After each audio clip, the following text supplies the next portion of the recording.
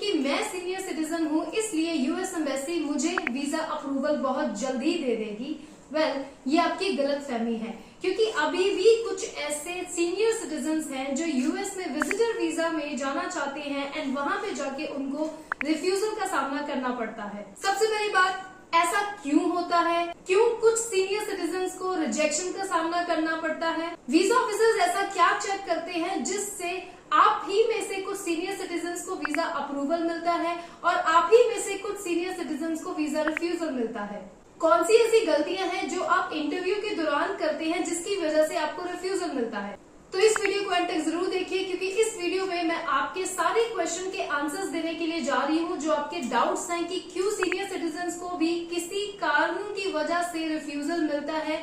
तो वीडियो को एंड तक जरूर देखिए। अगर आप मेरे चैनल पे नए हैं, अभी तक आपने मेरा चैनल सब्सक्राइब नहीं किया, जल्दी से इसको सब्सक्राइब कर दीजिए, साथ ही साथ बेल आइकन दबा दीजिए। चलिए वीडियो में आगे बढ़ते हैं। आज का टॉपिक बहुत ही इंपॉर्टेंट है उन कैंडिडेट्स के लिए जो कि अपने पेरेंट्स को यूएस में B1 B2 वीजा कैटेगरी के अंडर एज अ विजिटर भेजना चाहते हैं।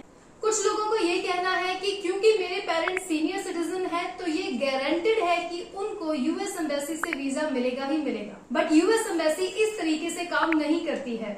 ये मैटर नहीं करता है कि अगर आप सीनियर सिटीजन हैं तो आपको डेफिनेटली वीजा मिलेगा ही मिलेगा, बल्कि और भी बहुत सारी चीजें काउंट होती हैं, जैसे कि आपका ट्रैवल पर्पस क्या है, आपके होम टाइज है या फिर नहीं है, आपकी फाइनेंशियल सिचुएशन कैसी है, आपका वापस आने का इंटेंट है भी या फिर नहीं है, या फिर यूएस जाने के बाद आपका कहीं वहीं पे रहने का इरादा तो नहीं है। तो ये सारी कुछ चीजें हैं जिनके बिहाफ पे वीजा ऑफिसर्स डिसाइड करते हैं कि आपको वीजा मिलेगा या फिर नहीं मिलेगा। अगर मैं रिटायर्ड पर्सन्स की बात करूं या फिर एल्डरली पीपल की बात करूं तो ये उनको वीजा देना एक 50-50% चांसेस होते हैं, क्योंकि उनका अपनी कंट्री में कोई भी होम टाइज नहीं रह जाता है, क्योंकि पीछे से वो कोई काम नहीं करते हैं। अगर वो अपने लाइफ टाइम में उन्होंने कोई जॉब की हुई होती है तो वो उस जॉब से रिटायर हो गए होते हैं।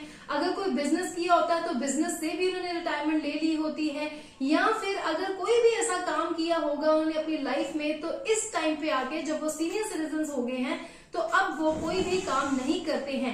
कहने का मतलब है कि ये एक बात चिंता वाली है एंड वीजा ऑफिसर्स ये सोचते हैं कि पीछे से आपका अपनी कंट्री में कोई काम नहीं बचा है, कोई ऐसी चीज नहीं है, कोई ऐसे होम टाइज नहीं है जो ये प्रूव कराएं कि यूएस से जाने के बाद आप वापस आएंगे या फिर नहीं आएंगे।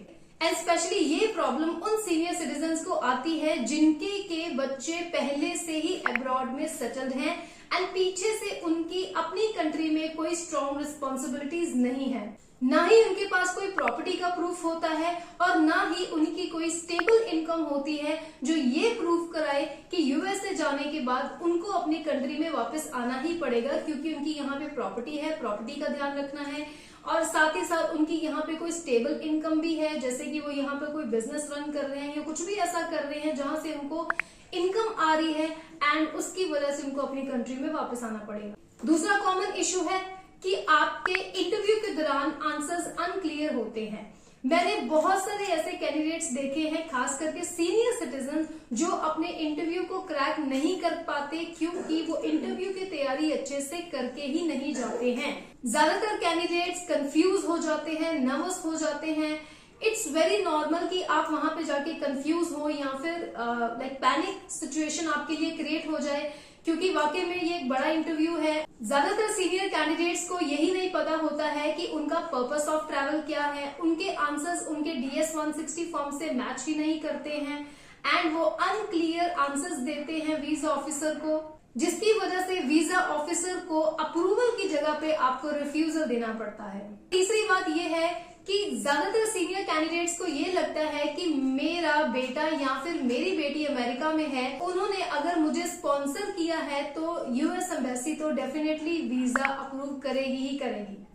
स्पॉन्सरशिप अकेली काफी नहीं है आपको वीजा अप्रूवल दिलवाने के लिए, बल्कि और भी बहुत सारी चीजें काउंट होती हैं, जैसे कि आपकी ट्रैवल हिस्ट्री है या फिर नहीं है, अगर है तो कहाँ कहाँ पे है वो आपको याद होना चाहिए, कौन से ईयर में आपने कौन सी कंट्री को विजिट किया है, आपका फाइनेंशियल बैकग्राउंड क्या है, आपके पास कितने फंड्स अवेलेबल हैं, आपकी एनुअल और मंथली इनकम कितनी है, एंड साथ ही साथ आपका इंटेंट टू रिटर्न रिटर्न है या फिर नहीं है। कहने का मतलब यूएसए में एज अ विजिटर जाने के बाद थोड़ा टाइम पीरियड वहां पे स्पेंड करने के बाद आपका वापस आने का मकसद है या फिर नहीं है। अगली चीज है लॉन्ग स्टे इंटेंशंस। ज्यादातर सीनियर सिटीजन से ये गलती हो जाती है कि वो वीजा ऑफिसर को ये कहते हैं कि यूएसए में हमने इतने लंबे टाइम पीरियड के लिए रहना है क्योंकि वहां पे हमारे ग्रैंड चिल्ड्रन हैं एंड अपने ग्रैंड चिल्ड्रन का ध्यान रखने के लिए वो वहां पे लंबा टाइम पीरियड गुजारेंगे। अगर आप ऐसा वीजा ऑफिसर को कहते हैं तो उनके माइंड में डाउट आ जाएगा कि शायद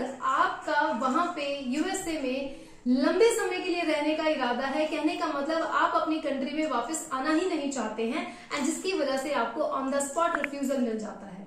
अगली रिफ्यूजल की मिस्टेक है कि आप ओवर प्रेपरेशन करते हो या फिर आपके डॉक्यूमेंट्स फेक होते हैं। फेक डॉक्यूमेंट्स अपने आप में ही बात क्लियर है कि आपके डॉक्यूमेंट्स नकली होते हैं जिसकी वजह से आपको रिफ्यूजल मिलता है। हाँ, अगर मैं ओवर कॉन्फिडेंस या ओवर प्रेपरेशन की बात करूं तो काफी ऐसे सीनियर सिटीजन्स हैं जिनके जो बेटे बेटियां हैं उनको मेमोराइज्ड आंसर्स देते हैं कि ये पर्टिकुलर आंसर है, ये आपको रेडी करना है, इसको याद कर लीजिए एंड ऐसा ही जाके वीजा ऑफिसर के सामने बोल दीजिए। पेरेंट्स भी ऐसा ही करते हैं, जो वो आंसर्स रट लेते हैं वैसा ही जाके एम्बेसी में वीजा ऑफिसर के सामने बोल देते हैं।